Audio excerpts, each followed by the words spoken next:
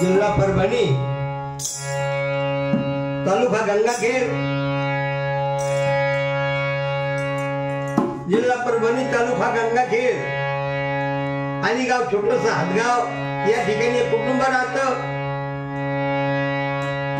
रघुनाथ ढेपळे यांना 3 मुलं आहेत, 2 प्राध्यापक आहे.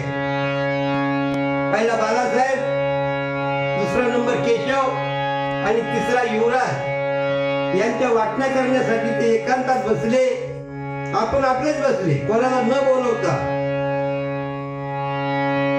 कोणत्या पाहुण्याला नाही, कोणत्या जवळच्याला नाही, घरातच कुटुंब बसलं आणि वाटण्याला सुरुवात केली.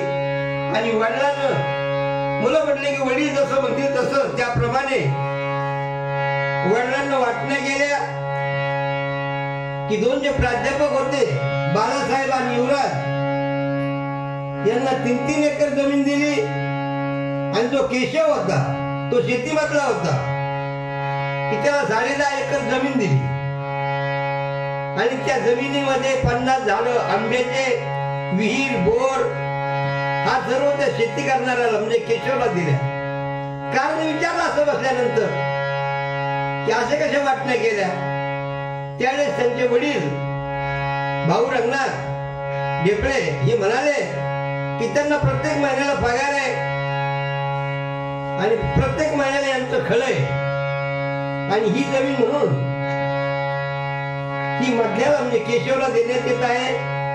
तरी काही हरकत नाही. त्यांनी सर्व एका शब्दामध्ये वाढला तो शब्द ज्याला ऐकला आणि सर्व वाटण्या मान्य केल्या. हा आदर्श महाराष्ट्रासाठी, महाराष्ट्राला शोधण्यासारखं आहे. म्हणून मला वाटलं की गीत स्वरचित करावं. स्वरचित गीत आहे.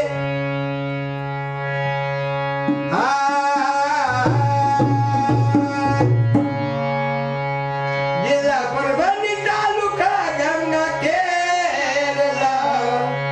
रंगनाथ भाऊ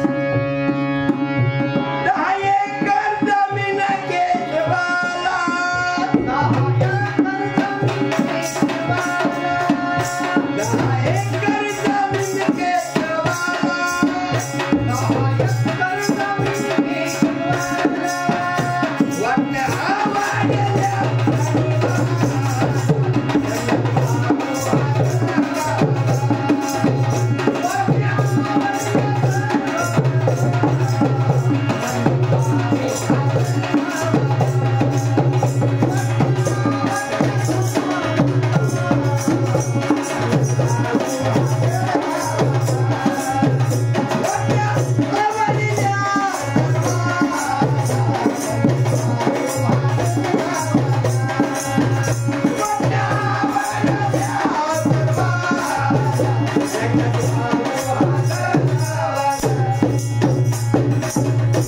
नाही तर त्या शेतकरी मुलाच्या जो भाऊ आहे त्याच्या मुलासाठी शिक्षण आणि नोकरी सुद्धा लावून देतो. इतकंच नाही तर मुलीचं लग्न सुद्धा मीच करू असे ते 2 प्राध्यापक म्हणू लागले. त्याचप्रमाणे गावातील घर आणि एक प्लॉट हा सुद्धा केशवला दिले जाईल. आणखी काय पाहिजे म्हणून ते भाऊ म्हणू लागले. बाप मुला मुलीचे शिक्षण